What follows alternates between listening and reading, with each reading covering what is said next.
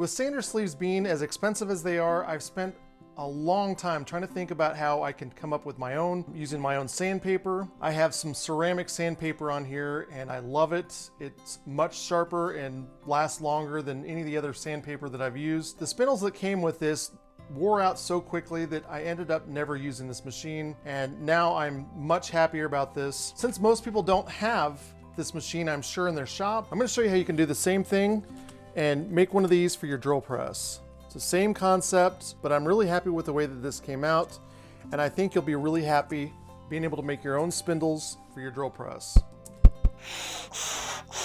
These are the pieces that I'm going to make into round rolls that I'll put my sandpaper on. These are the old pieces that came with my oscillating sander, and the way that they worked is each one of these has its own little thing that you can slide into. It's got a little key here to keep it from spinning around. While I like this, I don't like buying this paper. The sandpaper is terrible.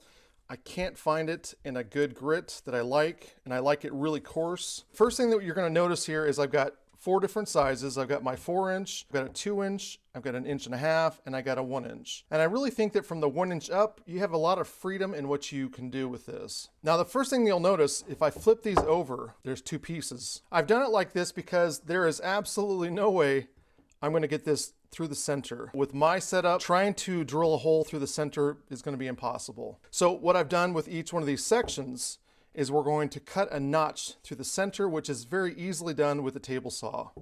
I've got my overall width that I'm looking for, and then half of that for the 2 blocks. They go together like that. I did this on my table saw by first cutting my width and then cutting my overall length.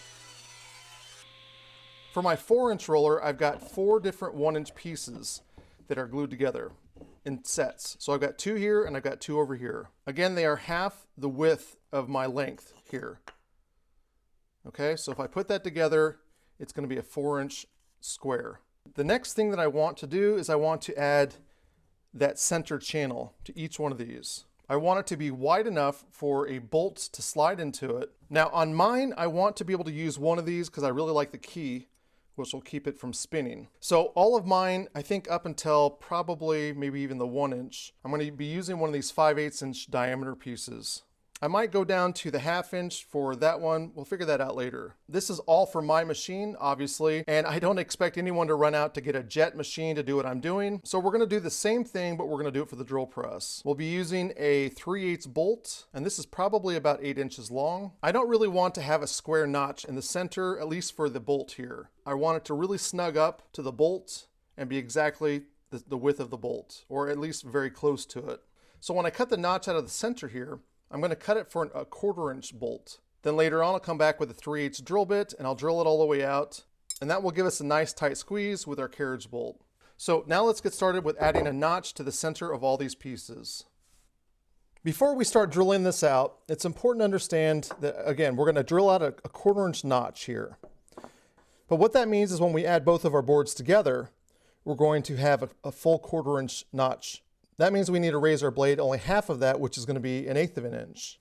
So I'll go ahead and set my blade so that it's at 1/8 of an inch. And that's 1/8 of an inch right there. These are 4 inches wide. So what I'm going to do to find the center is I'm going to take one block that's on its side and I'm going to slide it up to the blade like that. I'll lock it down. Now when I go to cut this out, my blade is 3/32 of an inch. So 3/32 plus 3/32 is going to be 3/16 of an inch when I cut this out, which is just slightly thinner than the opening that I want to make, which is fine.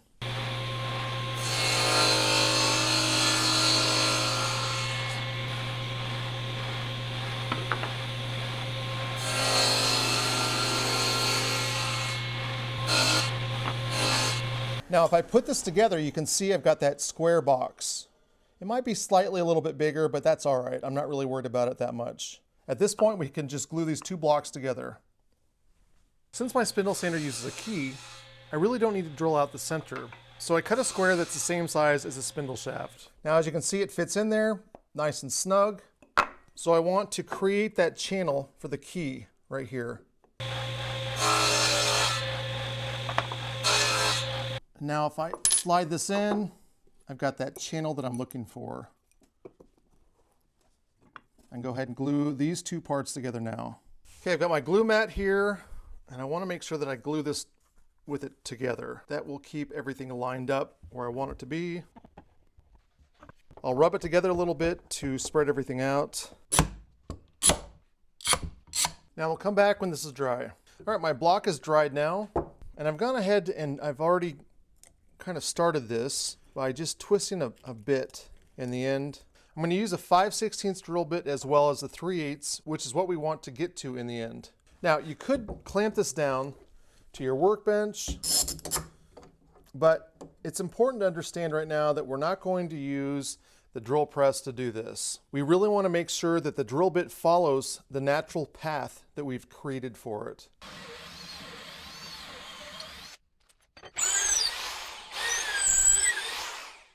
And we'll check to see if this is in the center. We'll flip it around, we'll do this side as well. And if we look at this, you can see that that hole is directly through the center all the way down. Now we're going to take this to the bandsaw and we're going to make a cut. It doesn't matter which face that we use, but I'm going to make a cut that's about 1 inch in, and our sandpaper will fit on that and arch around. Now the first thing that you might want to do when you come over here is to throw this on here and run it in and bring it back out. And with the 4-inch piece here, that will probably work fine. But if you go any smaller, you're going to want to clamp something to the face of it. And be careful that you don't cut into your clamp. We're going to do this because it's much more difficult for this to be pulled into the blade, which can happen. Just having this bar here will allow us to hold on to something so that we can push it through. And another thing I forgot to mention is that we want to make sure that our blade is at a 90 to the table. Mine always gets off by, I don't know, 1/16 of an inch at this distance. So I'm going to straighten mine up.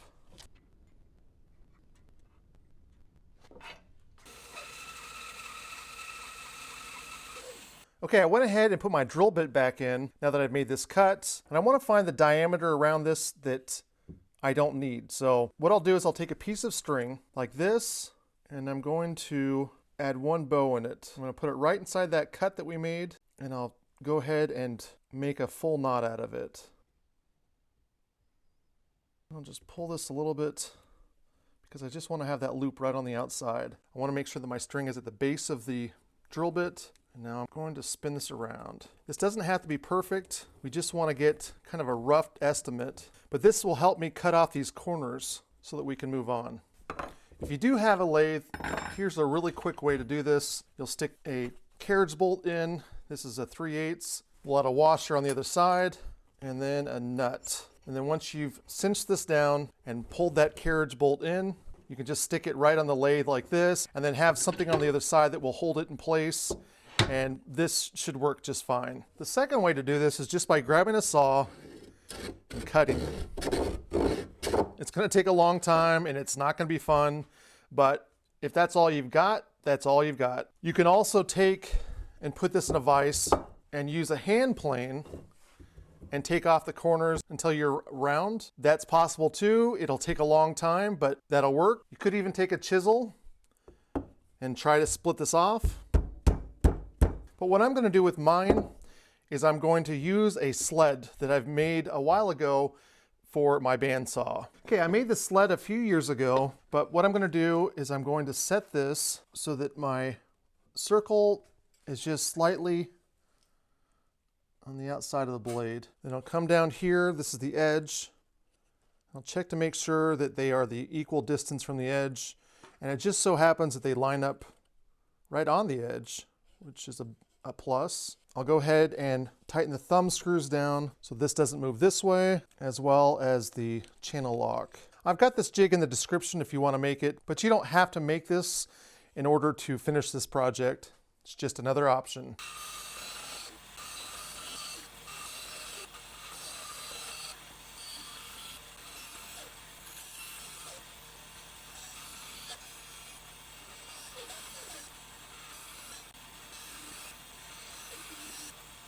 Okay, another disclaimer that I'm going to make here is that I did go around and cut it at all different angles to get myself a little bit closer to the line.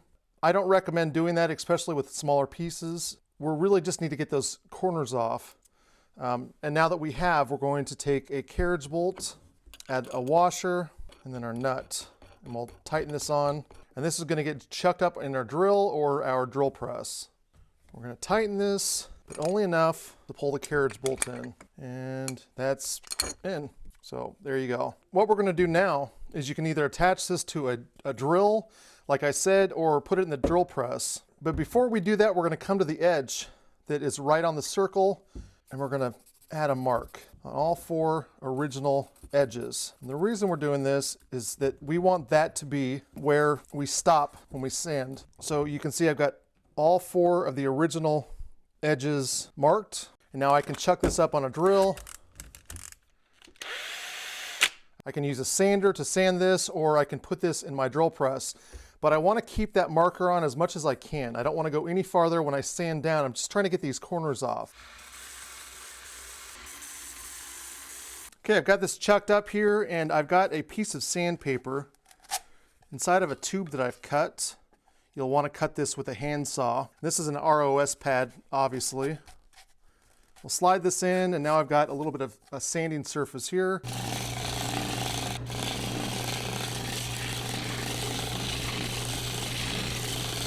I should have mentioned this at first, but you want to make sure that your drill press is at its slowest speed. And don't ask me why I know that. Now, the last way that I'm going to show you to do this, and my favorite way, is to use a grinder.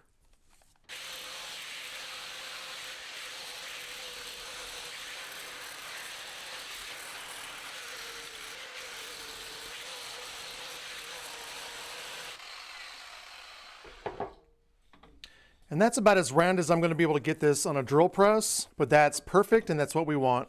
One more thing that we need to do is we want to mark on the top which direction this spins. So if I turn it on, I know that it's going to go this way. This will be really helpful when we add our sandpaper later on. Now, when it comes to sandpaper, you really want to get the lowest number that you can get, or the coarsest that you can get.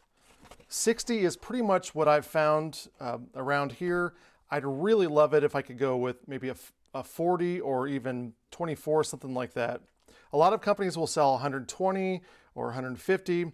And honestly, with anything you do with the end grain, like a spindle sander or a disc sander, you really want to go with the lowest grit that you can. That's my personal experience and I guess my personal opinion.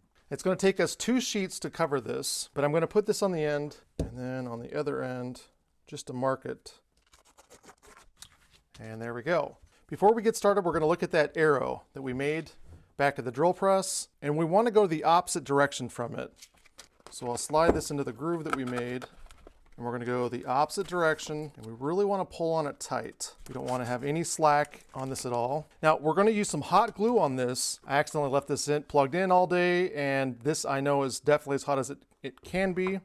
I would maybe suggest waiting 30 minutes to make sure that it gets up to that heat. I'm going to glue this piece onto this piece. So I'll add some glue right across here. I'll quickly put it on like this. Now we'll tightly roll this one. Just going to overlap it by a little bit. And we'll glue it again. Again, you want to make sure that you're really careful about getting all that slack out.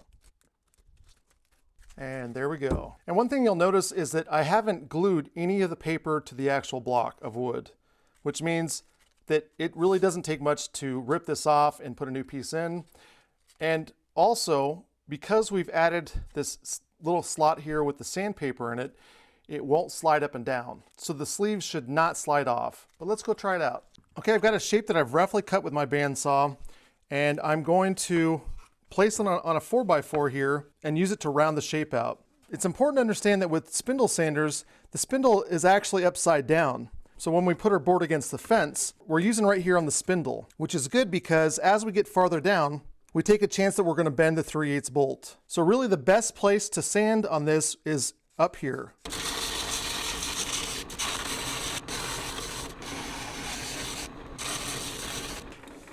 And there we go. It's simple, effective, and it works. Now you don't really even have to use a board if you don't want to, which also allows you to mimic the oscillating part of the spindle sander. It does work really well to do it this way. There's just a little bit of skill that comes with keeping the board parallel to the top of the table. Another option is to build this little jig to go with your disc drum. You'll need a couple scraps. The plywood thickness that sits on the drill press table doesn't really matter, but the second piece needs to be taller than the clamps you plan on using. We'll drop the drum and mark the diameter before cutting it on the bandsaw.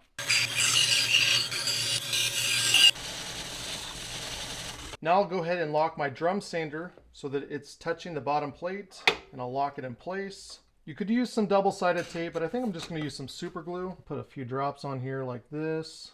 Then I'll add some water on the other side. I'll unclamp this. I'll release this, and I'm going to bring this over to my bench where I'll add a couple screws. I'm going to add 4 number 8 screws. These are 1 inch long. I've added some tape to my drill bits. Because there's a cone shape on my screw, I'm going to get it below the surface here. And there you go, a quick jig that will work really well with this setup. You'll just use a couple clamps, and again, they need to be a little bit lower, this top sheet here, to clamp this down to your table. All right, let's go ahead and try this out. As you can see, it does work to sand things. I'm going to give my final conclusion on this. And that is that if you do plan on making something like this, I would not make it as tall. It only really needs to be about this high, maybe even less than that. I went a little overboard making this because I wanted to duplicate my oscillating spindle sander's size, but really a lot of that spindle is being hid inside the machine, so I only use about this much of mine anyway. If you do plan on making this for your drill press, especially with these larger size ones, make sure you keep your drill press at a very low speed. Now I do have a video showing how to make these smaller spindles that fit right up inside the chuck. If you're interested in that, it'll be at the end of this video as well as in the description down below. And there's also a web page that's dedicated both to the larger spindles as well as the smaller spindles. I thought I'd go ahead and show you my larger spindle in my oscillating spindle sander and just show you how it works.